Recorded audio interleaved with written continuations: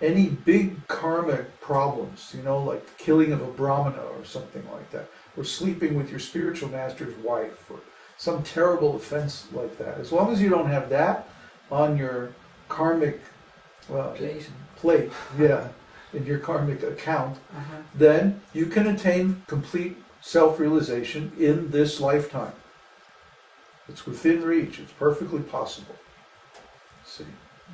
So the problem is they made so many offenses to Śrīla Prabhupada by not following his instructions. They actually blocked their own progress. And then they projected that on the other devotees and said, well, you can't attain either. See? Because very few of the devotees actually had a direct connection with Śrīla Prabhupada. It was more like the rank and file devotees were connected to the temple leaders. And the temple leaders, it was a pyramid structure. So it was like middle management, In any company, you have the middle management, and they're more or less just yes men for the leaders. And they don't really do anything. They just kind of serve as a conduit for instructions and information, if they're doing a job right. But if they start to go against the leadership, they can actually wreck the whole company. And that's what happened in ISKCON. There was a revolt of the middle managers, and they actually isolated Śrīla Prabhupada from the rank and file devotees.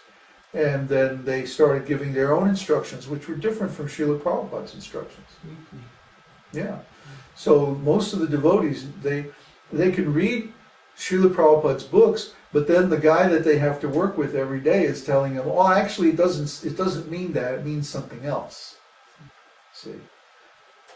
But Śrīla Prabhupada, if you listen to his classes, he says you can get direct knowledge of Krishna. Krishna consciousness. Krishna consciousness. What does that mean? Well, what does it mean to you? To be conscious of Krishna. To be totally absorbed in Krishna. Conscious of Krishna, right? Mm-hmm. Directly. Not through senses, not through mind, but direct consciousness of Krishna. That's what we're talking about. See? You can change your consciousness so that you're not conscious of this material world, but you're directly conscious of Krishna. That's Krishna consciousness. Simple, right? Oh, but the leaders of ISKCON came up with this whole big involved story about how actually it's something else. See? The real meaning is very direct and simple. Anyone who's sincere, anybody who's truthful, anyone who's simple will get it. Krishna consciousness. Okay. Fine. How do I do it? Chant this mantra. Okay. It's so simple. But if your mind is tricky and you're not a truthful person, then you can weave this whole nonsense story around it that somehow turns it into its own opposite. And that's what they've done. And so the devotees are not making progress. They're not attaining realization.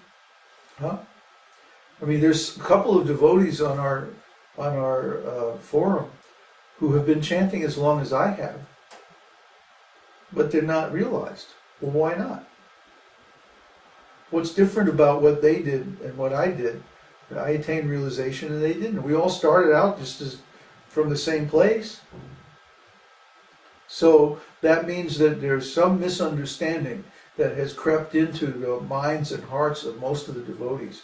How did that happen? It could only have happened one way, through the leadership.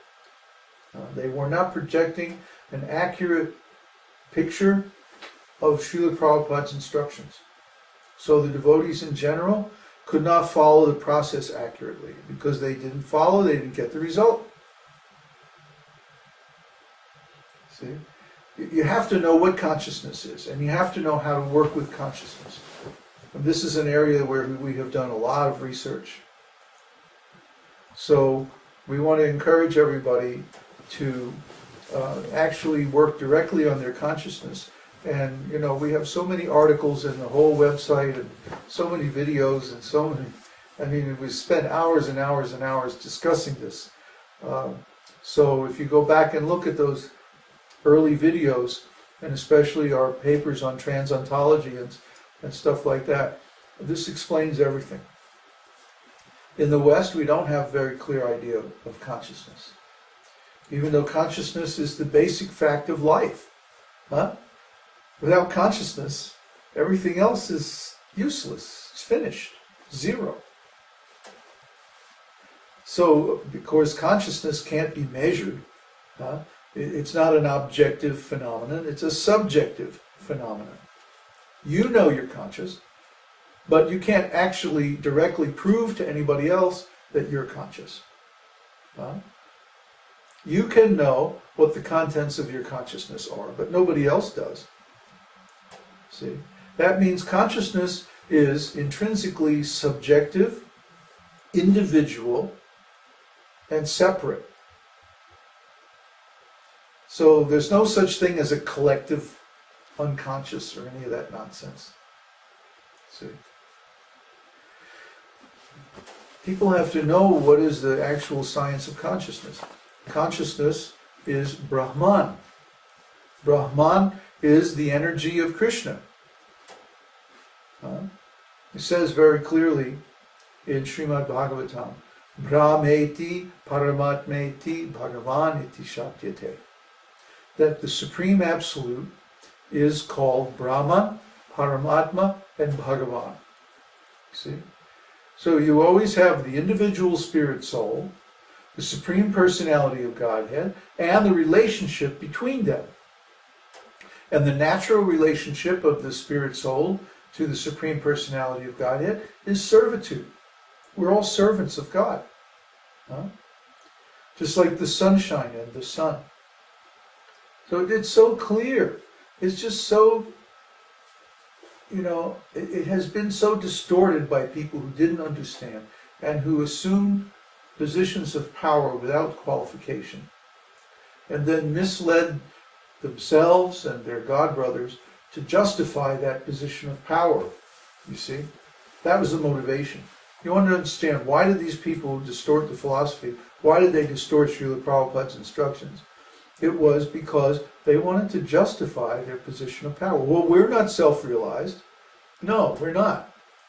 But we can have this position because, after all, it's impossible to become self-realized in one lifetime. Therefore, we might as well, take this position because we're somehow or other representing Śrīla Prabhupada. I mean, it's a whole involved, I don't understand it myself. It doesn't make any sense to me. So I can't really do a very good job of presenting their arguments. But somehow or other they wanted everyone to accept them as being a representative of Śrīla Prabhupada, even though they didn't actually understand, and they admitted that they didn't understand Śrīla Prabhupada's instructions. Now, how do you figure that? Yeah. Yes? Question from Mike. Okay. Is there a danger of getting stuck in devotional service in ecstasy? When one has made the decision to get to devotional service in pure love of Godhead, there is still a huge desire to get past the ecstasy stage, no matter how good it feels. Yeah. In the beginning, you get ecstatic symptoms and stuff like that, and the tendency is to want to relish those ecstatic symptoms. But in the stage of pure love of Godhead, one goes even beyond the ecstatic symptoms to enjoying Krishna's enjoyment. See? Because if I relish ecstatic symptoms, then I'm enjoying my enjoyment. But that's not love. Pure love of Godhead means I enjoy when Krishna enjoys. Now, this doesn't mean that one deprives himself of enjoyment, because actually you enjoy more. We automatically enjoy when Krishna enjoys, because Krishna is present within our hearts. When we're happy, where does that happiness come from? Does it come from outside? Huh? Most materialistic people think so, but that's an illusion. What it really comes from is inside.